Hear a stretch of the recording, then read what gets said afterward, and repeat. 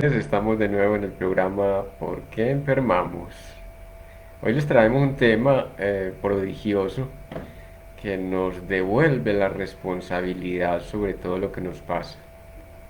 Lo que nos pasa en el campo social, lo que nos pasa en el campo del cuerpo, en el campo de las relaciones, en el campo de lo económico.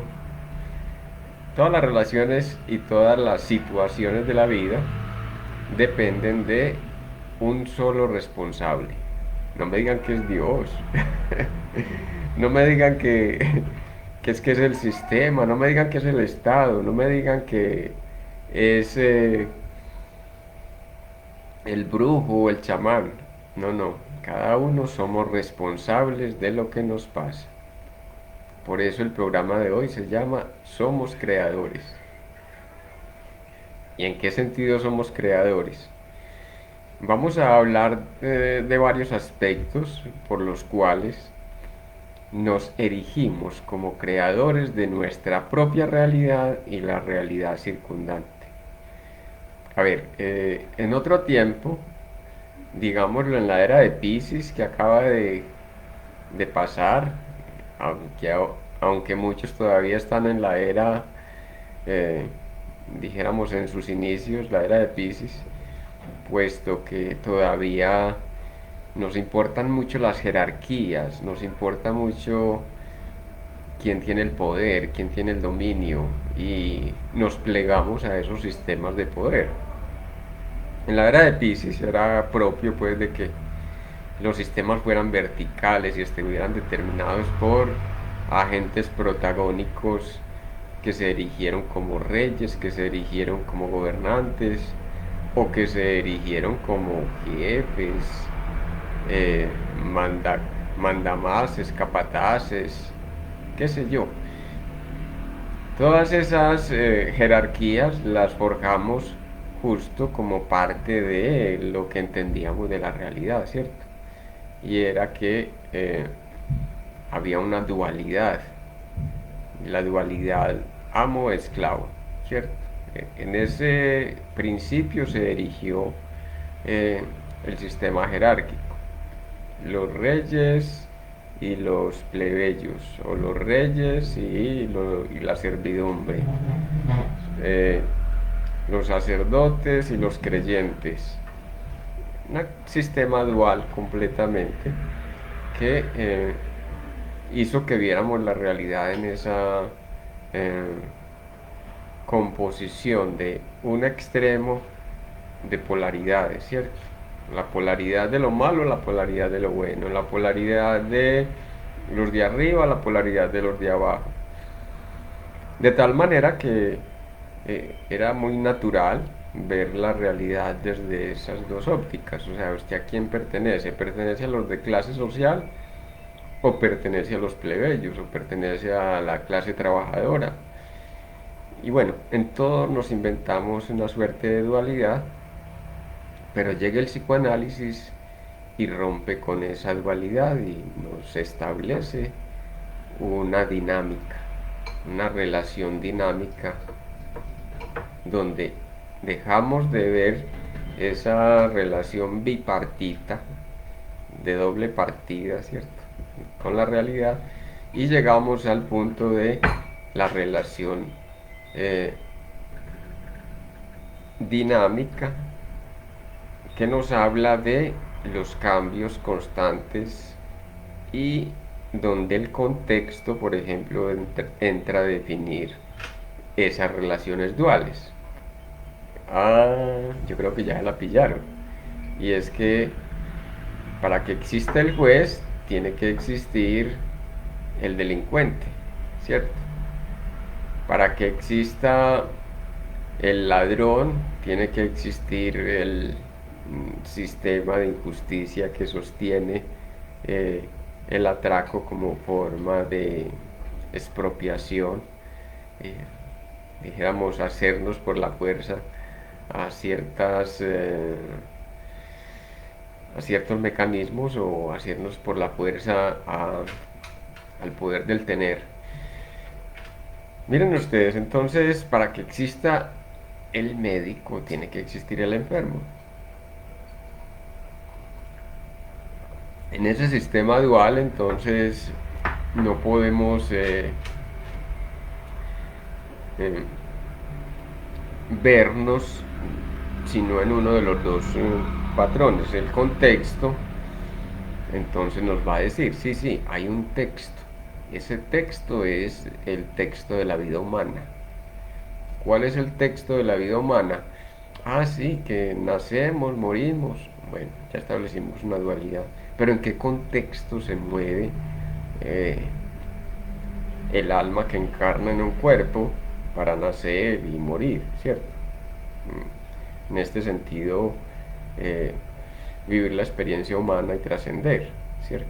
¿En qué contexto y cuál es el contexto? Nos da los términos de la relación de los extremos.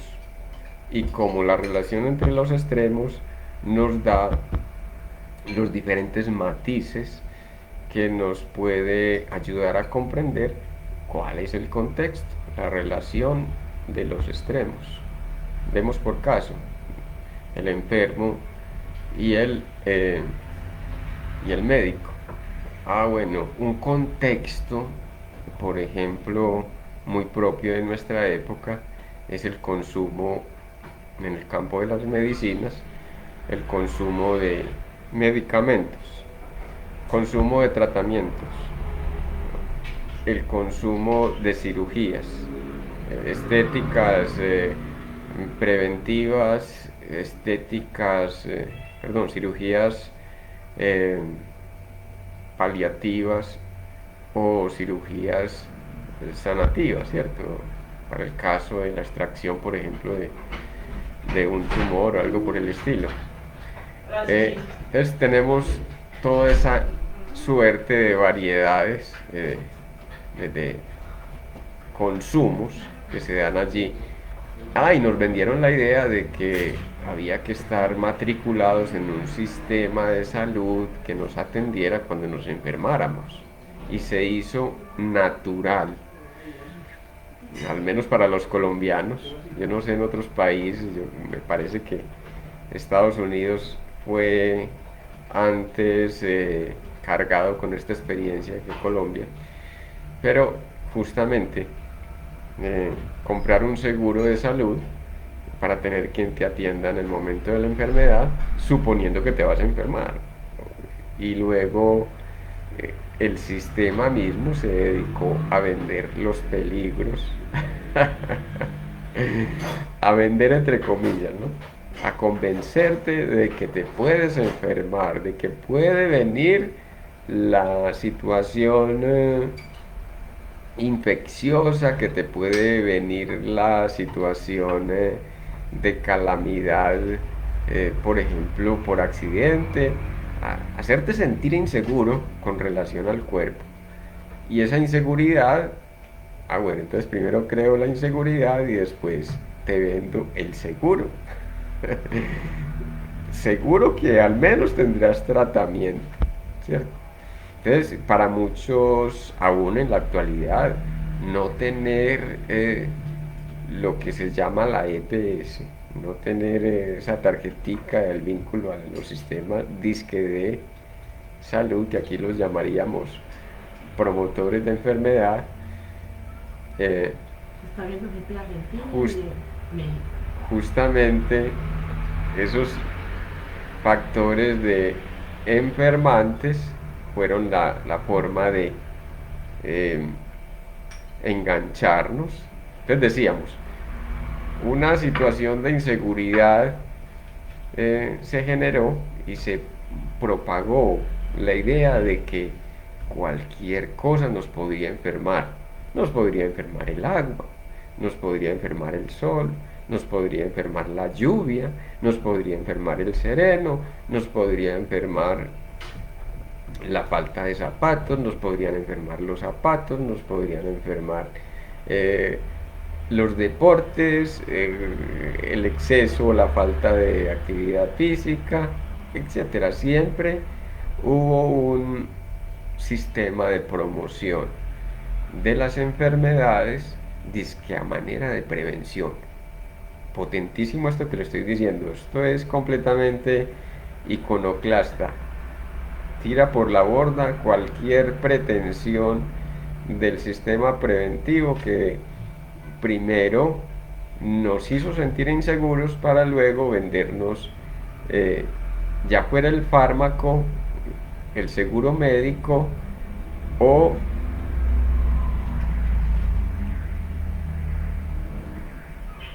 las demás formas preventivas en salud. Eh, y además vendernos un sistema de salud demasiado oneroso. Es escalofriante las cifras que se tejen, por ejemplo, en las especialidades médicas, ¿cierto?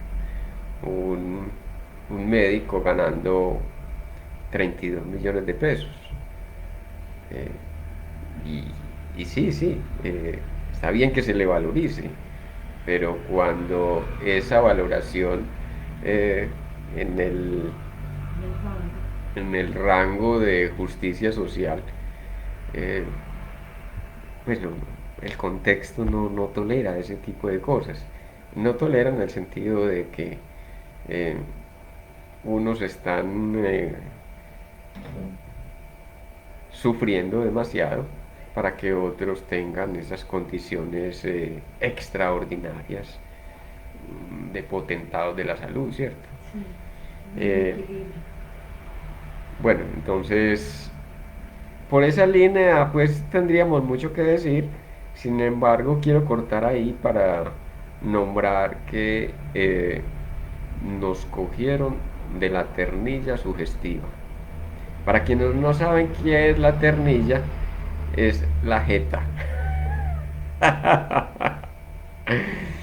La jeta del toro. Al toro le ponen una argolla en la narina, ¿cierto? Entre las narinas eh, le ponen una argolla y a eso le llamábamos en el campo, le llamábamos la ternilla.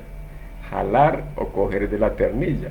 El pobrecito torito que apenas está terminándose de formar, le pusieron ya la argolla y lo cogen de buey, es decir, vaca de carga.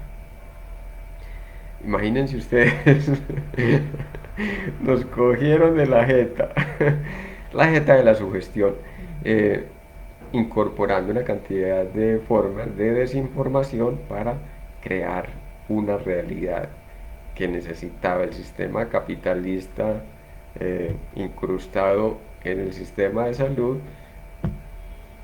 ya decíamos, para ponernos a consumir, ya fuera servicios médicos, ya fuera medicamentos, ya fuera seguros médicos, todo aquello. Y nosotros pues también le entramos a la lógica porque, mm, vuelvo y les digo, nos agarraron de la parte de perdón, de una emoción muy potente que es el miedo. Ah, porque viene la otra parte, ¿cierto? Psicológicamente, y esto lo hemos dicho en varios espacios, y es que dos sentires crean realidad, el amor y el miedo. Dime lo que temes y te diré lo que tendrás. Dime lo que amas y voy por el mundo en confianza, en plenitud, en alegría, en entusiasmo. Todo me resulta bonito, todo me resulta admirable, pero voy en miedo y todo me permea en peligrosidad. Todo parece ser una fuente de riesgo para mí. ¿Se dan cuenta de por qué decíamos entonces que nos cogieron de la ternilla? Eh, pero entonces ahí está la otra parte de lo que nosotros creamos en esa situación cuando nos dejamos sugestionar por el sistema que promueve la insalubridad o que promueve la enfermedad. Es muy diciente esto porque finalmente estamos dándole una interpretación psicoanalítica y dijéramos con toda la panoplia de elementos que nos permite comprender también eh, principios universales, empezamos a combatir disque la enfermedad, empezamos a combatir el riesgo de enfermarnos, empezamos a combatir eh, la, algunas alternativas de lo que pudiera ser fuente de malestar. Y dime lo que combates y te diré lo que propicias, ¿cierto? Desde el miedo combatimos, salimos a combatir afuera, ¿cierto? Y aquí hay que decirlo, los miedos se combaten adentro y no se combaten, se apropian. Es decir, hago del miedo la experiencia singular que ha venido a recordarme que hay una emoción en mí que me está condicionando y además eh, le está facilitando al sistema una forma de explotación, de manipulación, etc. ¿En qué se fundamenta el miedo en el ser humano? El miedo es una emoción que viene dada por la condición de supervivencia, es decir, es inherente al ser humano. Pero el sistema de prevención hipostasía. ¿Qué es hipostasiar? La lleva a su máxima expresión. Lleva esa emoción del miedo a su máxima expresión. Ah, pero entonces yo como no conozco qué es lo que temo de mí mismo, me vuelco hacia afuera creyendo que es siguiendo las medidas terapéuticas, siguiendo las indicaciones medicamentosas, siguiendo el tratamiento se supone preciso o adecuado, que voy a estar saludable. Y resulta de que lo que hemos hecho es degradar la salud. Yo no digo que la medicina no haya hecho pues grandes cosas por incrementar el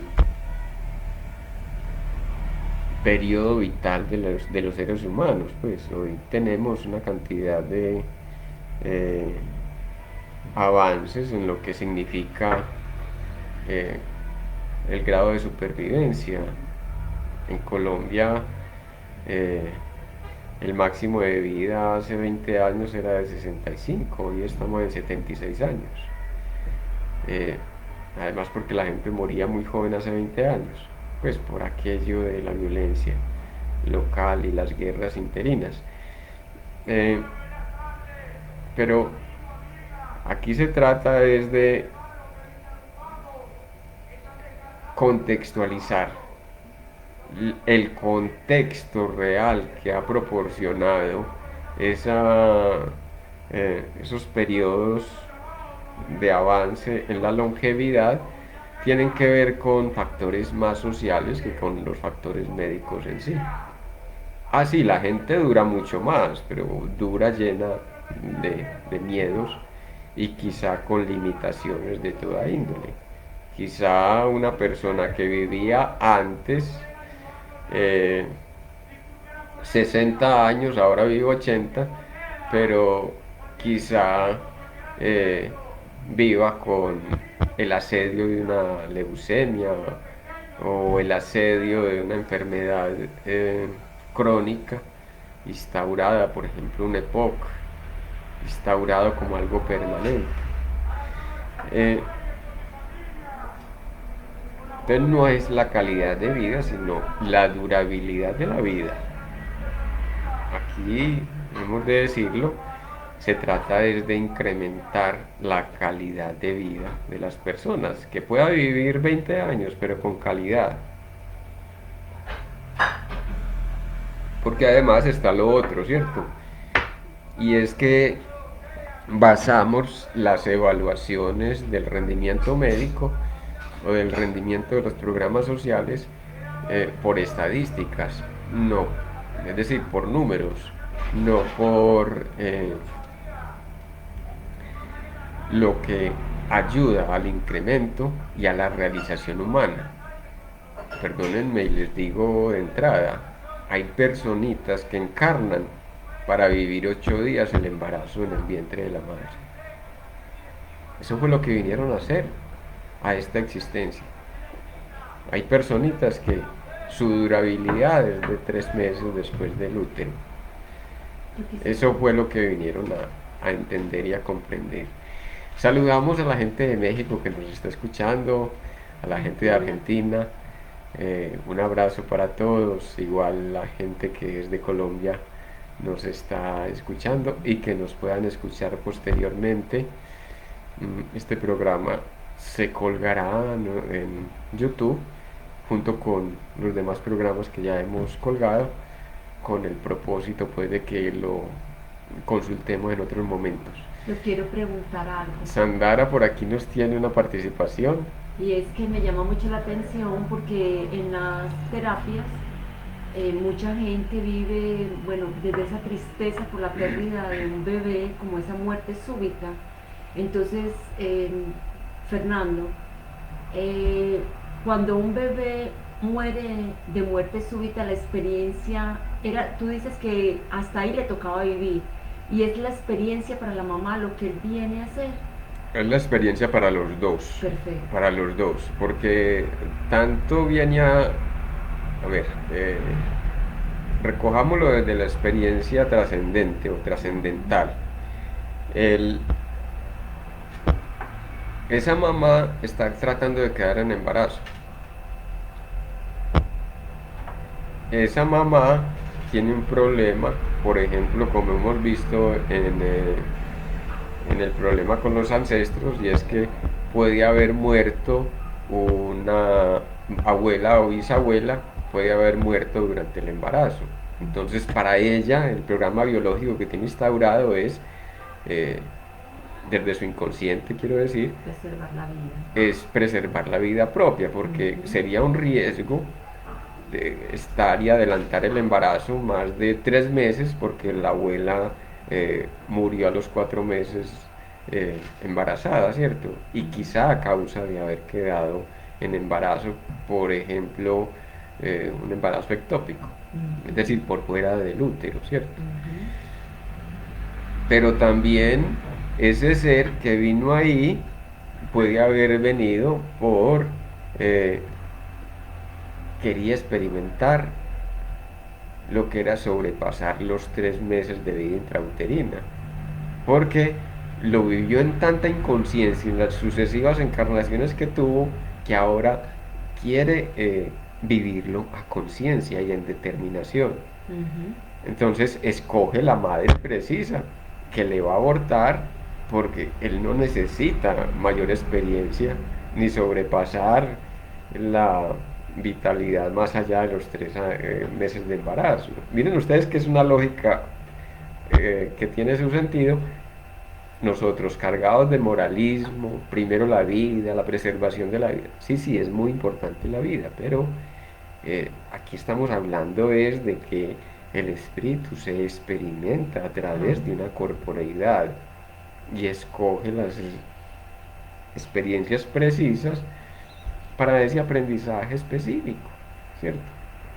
Ya viera, entonces es como mirar eso que tanto nos angustia la muerte, es un paso de verla de manera diferente, como una experiencia.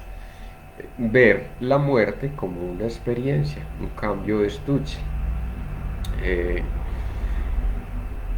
Si lo viéramos de esa manera, entonces también entenderíamos que la enfermedad es un programa biológico que nos está recordando aquello que todavía no reconocemos y no hemos superado. A ver, vinimos a experimentar una experiencia muy bonita que me tocó de frente, hasta me estaba afectando un pie bastante potente.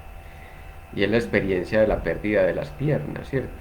El abuelo materno tenía problemas de azúcar en la sangre y entonces le cortaron las dos piernas. Y una noche se presenta ante mí, yo no le doy solución en el ensueño ni en el sueño. Al otro día me voy a caminar y me enredo en unas cuerdas de alambre. Eh, Quedé, entre comillas, lisiado. Pues finalmente hice la caminada, pero eh, con el dolor encima.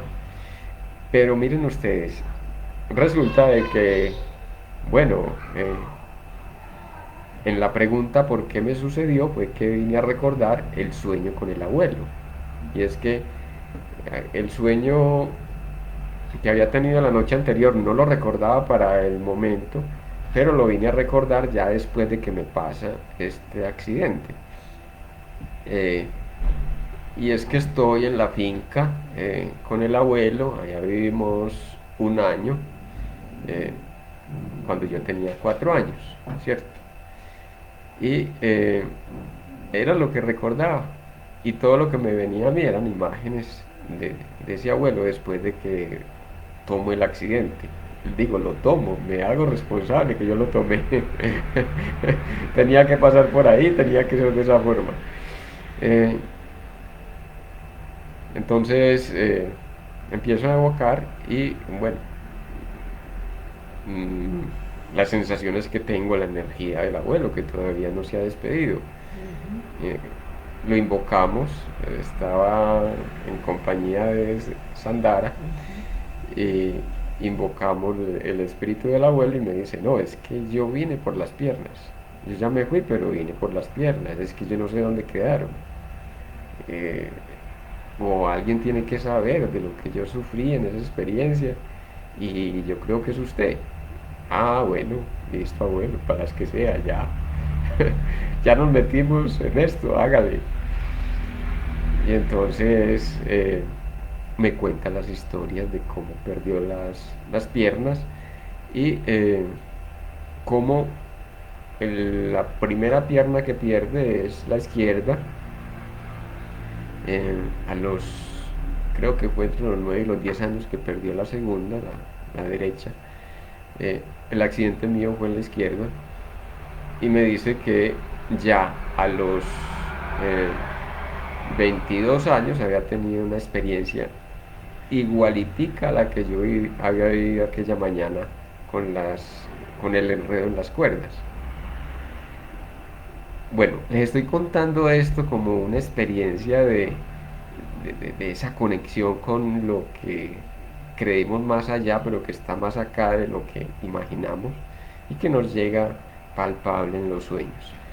Y es para que también entendamos esa lógica de lo que cada quien requiere en ese proceso evolutivo. Qué bonito. Aide por aquí, buena tarde para todos. Ah, pero Sandara nos está saludando. Hola. Eh, Les invito a que participen, por favor. Eh, Quienes quieran participar, creo que tenemos dos participaciones. A ver, le veo.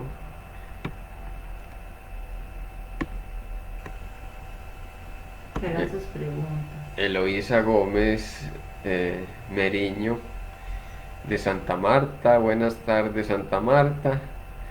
Un saludito a todos mis Marina amigos. Monsalve.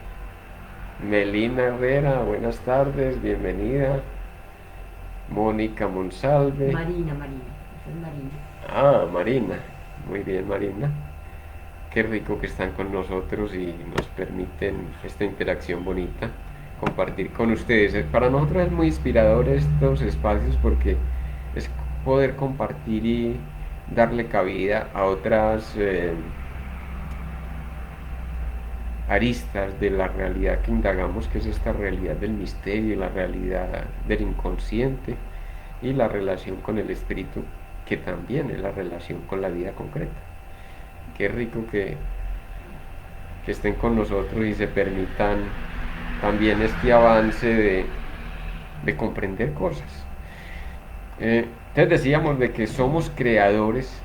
Miren ustedes cómo estamos entonces anotando aquí lo que Por ahí, significa Pablo. la relación con la realidad inconsciente y con la realidad espiritual. Por ahí Faber te está haciendo una pregunta Faber, desde Miami. desde Miami. Yo no sé si me voy a Miami o me voy a Chicago.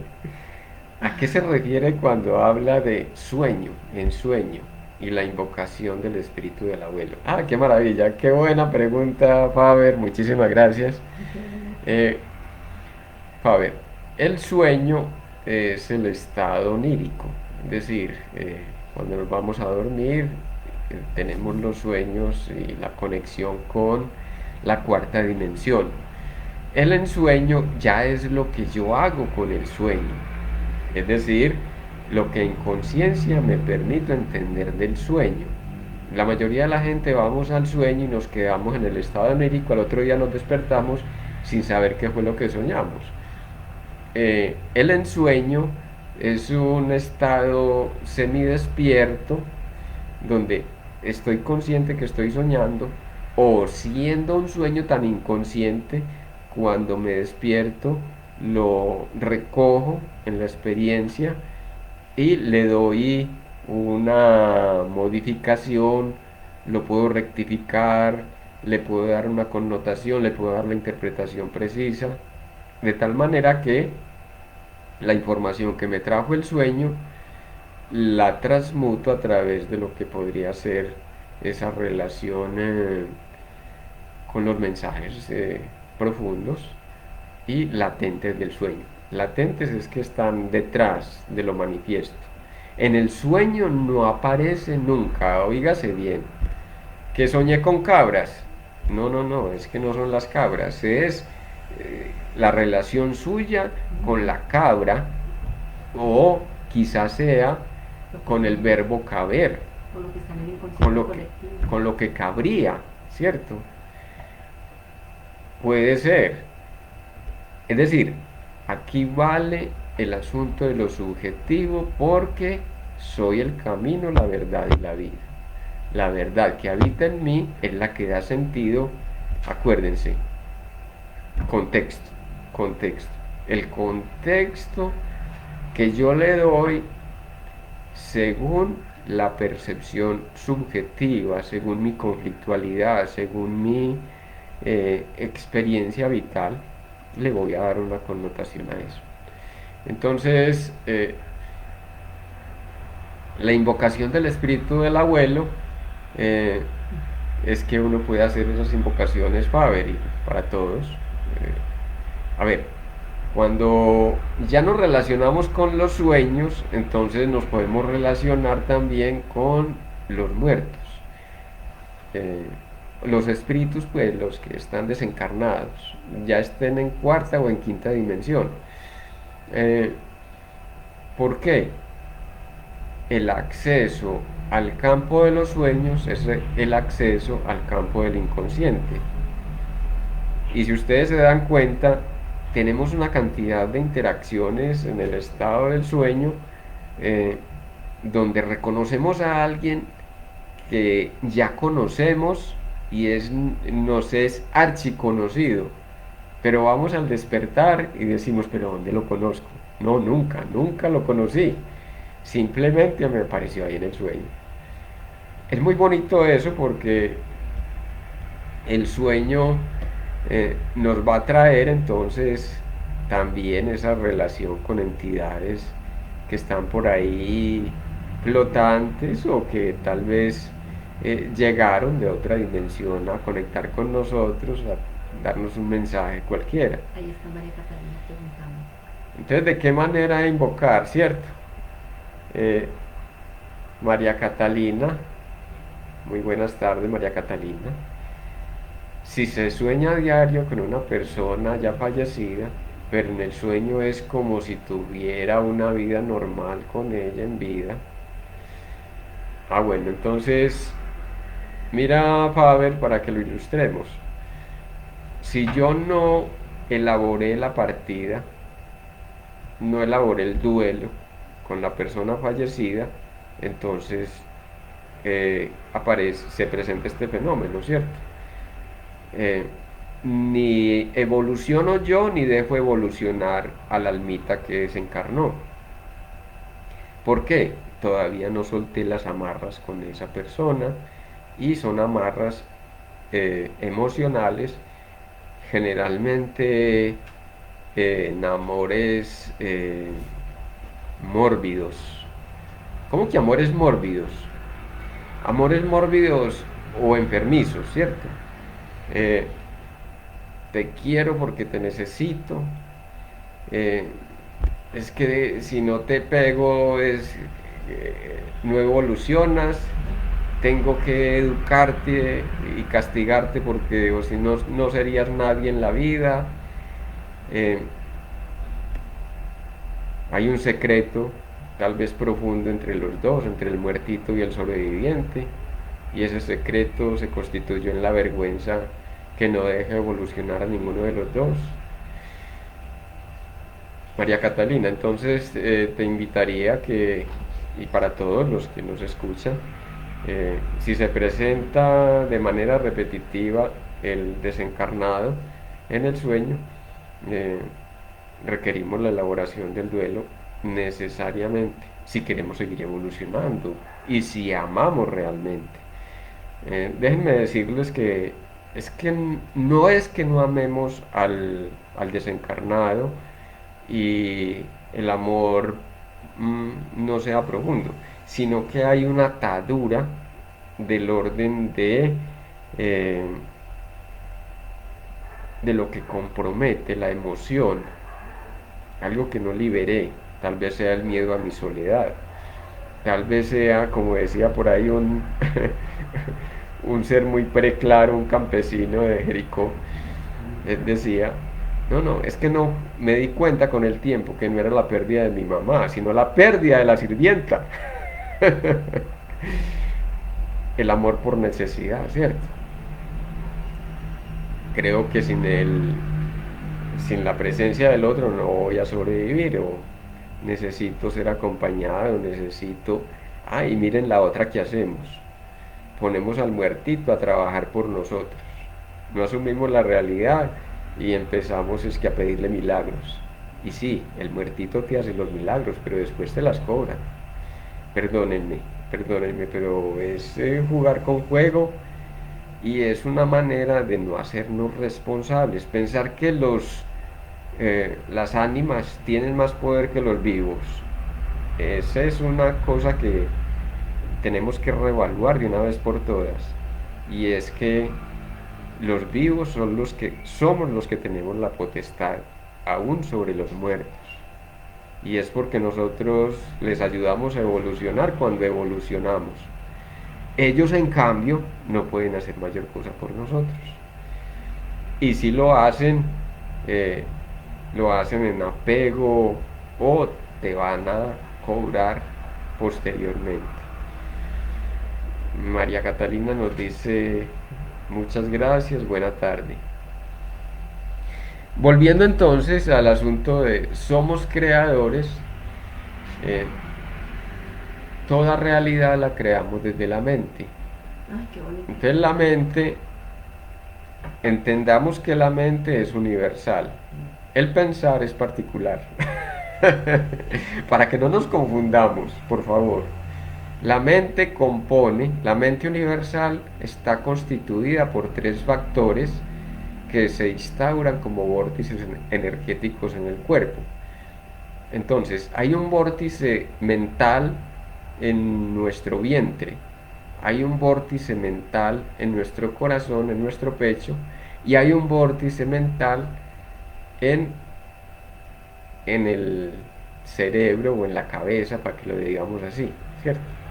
Entonces son tres vórtices del operar de la mente universal que toma unas caracterizaciones específicas según la ubicación corporal, para que lo ubiquemos tópicamente, es decir, leemos un lugar, ¿cierto? Si todo lo creamos desde la mente, entonces miren ustedes eh, las variantes. ¿Desde dónde pienso? Desde una emoción. ¿Desde dónde siento? Desde una emoción. ¿Desde dónde eh, siento? Desde un pensar. Es decir, condiciono todo el sentir y trato de acomodar los sentires según el sistema de pensamiento que desarrollé o que me permitieron en la cultura y la sociedad en la cual vivo. Desde donde emociono, desde el condicionamiento temprano de una familia, por ejemplo, agresiva, o desde una familia represiva. Miren ustedes que son vórtices muy delicados. El papel nuestro como seres humanos y como seres preclaros, llamémonos preclaros nosotros que estamos despertando a esa conciencia, eh, todavía no somos suficientemente claros. Ay, sí. Seríamos como el alborear en la mañana, pero no logra cristalizar en el día. Eh, digamos entonces que eh, entender que hemos de integrar la mente en sus tres vertientes: Ay, lo que pienso, lo que siento desde el pecho y lo que emociono desde el vientre, ¿cierto? ay, no Si tengo. coordino y ordeno esa realidad, Es que no sale ahí, sale en otro grupo. si coordino y ordeno esa realidad, entonces eh, coherentizo la existencia, la hago más eh, direccionable, soy uno conmigo. Se Pero hace consciente. imagínense ser tres en uno mismo: el que piensa, el que siente y el que emociona. El que emociona va por cualquier lado. El que siente quiere sentir una cosa pero siente otra. Y el que piensa va racionalizándolo todo y negando lo que está en el sentir y el emocionar. Se hace consciente de su creación. Entonces ahí decimos de que, qué bonita intervención, Sandara, nos hacemos conscientes de la propia creación. Hay Vamos a una, una intervención que está por otro grupo, la voy a leer acá, por favor. es de Rubeca Martínez. Ella es de Puerto Rico y hace un tiempo estuve en coma 3 semanas y tuve sueños terroríficos como de otros planetas, mucha lucha, mucho ruido, seres muy agresivos y de pronto pasaba a sitios maravillosos como Atlantis. Ajá. Ay, no he podido sacarlo de la mente. Ay, Rebeca, qué bonito, qué potente. Qué experiencia bonita. Bravo. Vamos a ponerle orden. Eso parece que fuera de otros planetas, pero en realidad sucedió en tu propio planeta.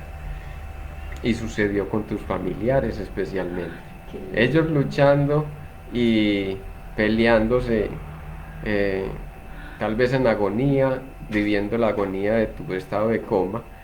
Y entonces, cuando estabas contigo, pudiste recordar que fuiste un Atlante.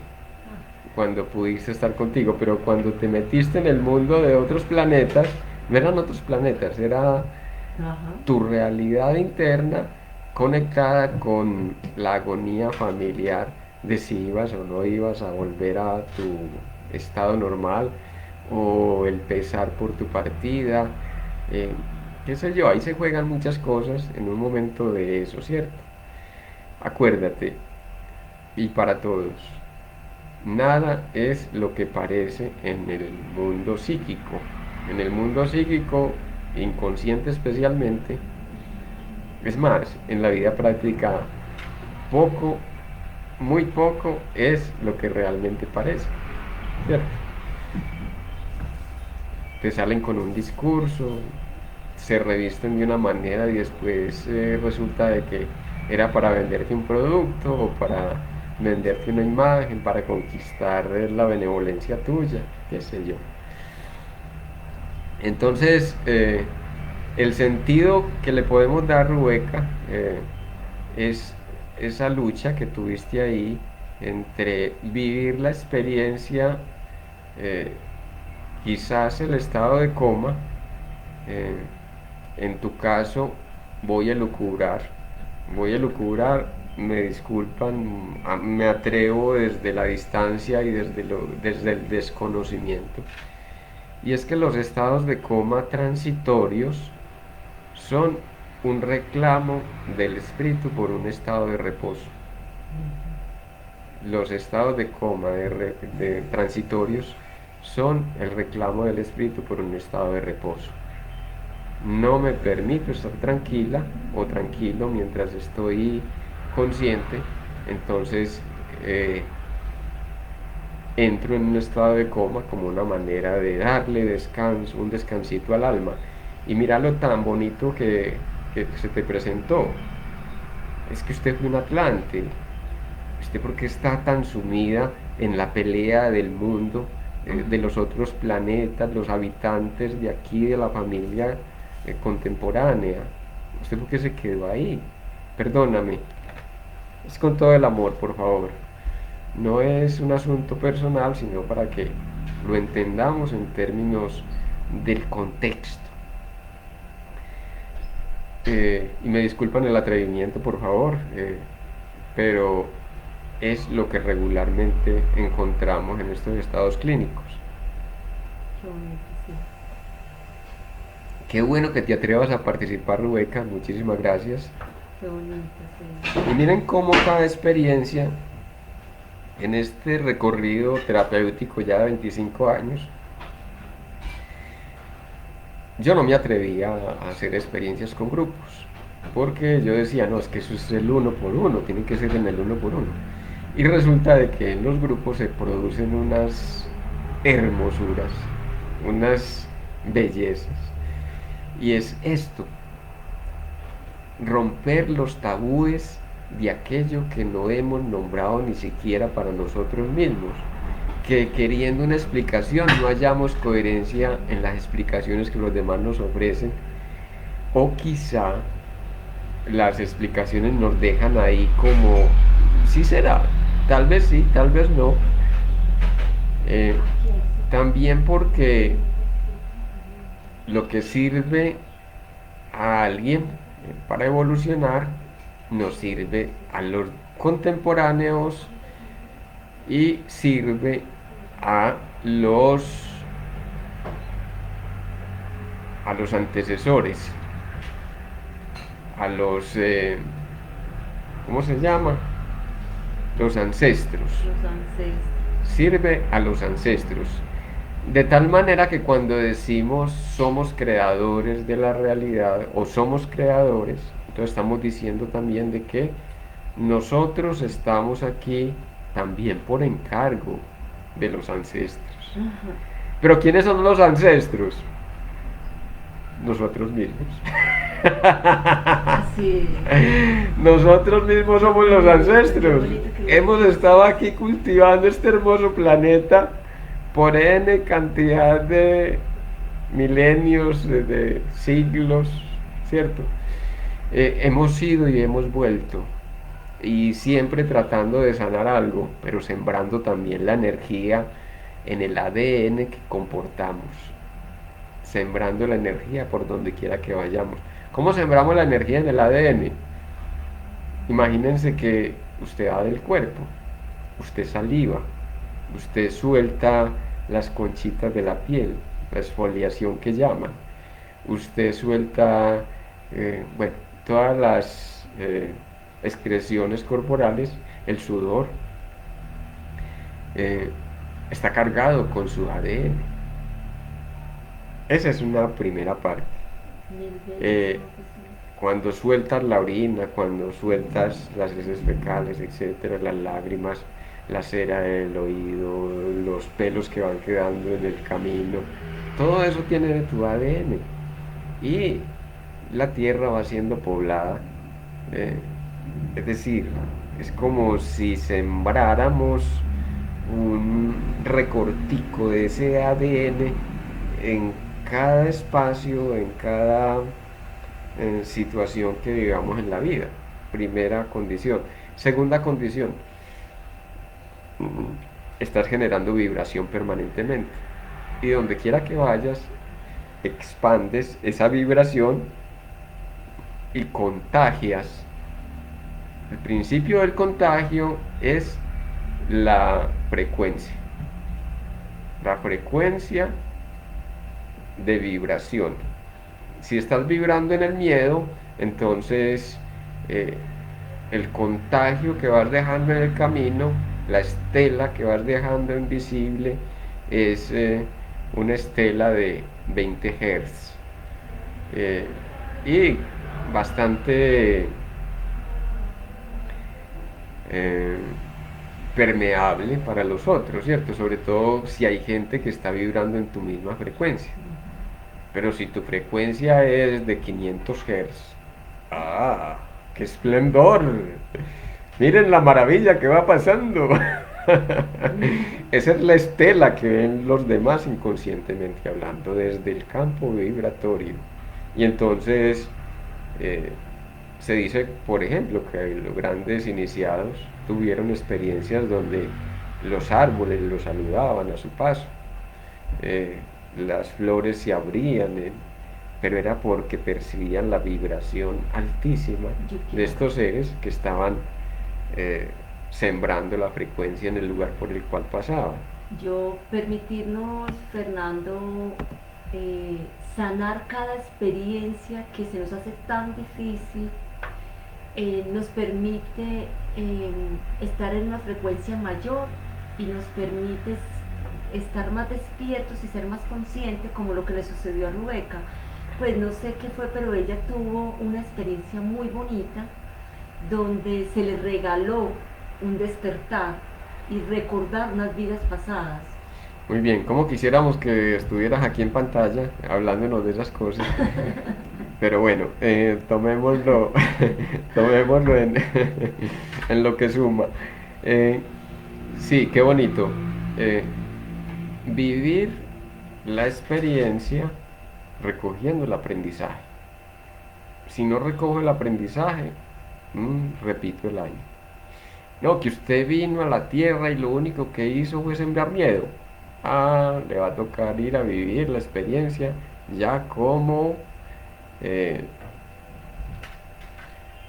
como se dice, víctima de las circunstancias, víctima de los demás, etcétera, ¿cierto? ¿Por qué? Porque usted fue lo que sembró, va a tener que ir a recoger. Que usted vivió una experiencia amorosísima, bueno, va a ir a recoger esa experiencia. Hoy tiene la oportunidad de encontrarse con esa gran mujer, ese gran hombre, con el cual van a fundar una familia y van a tener una vida feliz y contentos. Se lo merece. Usted sembró amor en otra encarnación, ahora viene a recoger los frutos. Eh, Miren ustedes que es una cosa exquisita, es de una... Se me eriza la piel de lo maravilloso que me resulta porque es comprender que como es adentro es afuera, como es arriba es abajo. Si yo a través de la evolución espiritual que vine a hacer en la tierra, sembré pánico, entonces vengo a recoger pánico y doy con los seres que me van a hacer sufrir, que me van a matar, que me van a someter a qué tipo de eh, violaciones, qué sé yo. Si en cambio lo que sembré fue amorosidad, ya lo dijimos, eh, pero lo que quería era que lo comparáramos con la vida cotidiana. Es decir, tenés derecho a ir a coger chocolo si fuiste partícipe de la siembra, como mínimo. Pero no participar de la siembra, enseguida vas a robarte los chocolos o los choclos, como dicen en Argentina, los choclos de la hacienda vecina. Bueno, cada quien con sus cosas, pero aquí lo que decimos es que nos damos el derecho a recoger la propia cosecha. Yo les diría por hoy una feliz tarde y Nos vemos de nuevo en 8 días. Nos Ujú. seguimos viendo en el canal Emanciparte de YouTube. Por ahí estaremos publicando nuevas cosas. Tu teléfono está publicado también, si quieres darlo. El teléfono está publicado también. eh, en algunos videos, sobre todo en los últimos videos, hemos publicado mi número telefónico, WhatsApp 057 300 331 4124, por si quieren hacernos alguna consulta, o prefiero que me escriban al WhatsApp para poderles contestar. Generalmente o estoy en consulta o en otras actividades, entonces así les puedo sacar el espaciecito más apropiado. Muchísimas gracias de nuevo y un abrazo para todos. Gracias, te dicen también. Y Rebeca también te dio muchas gracias.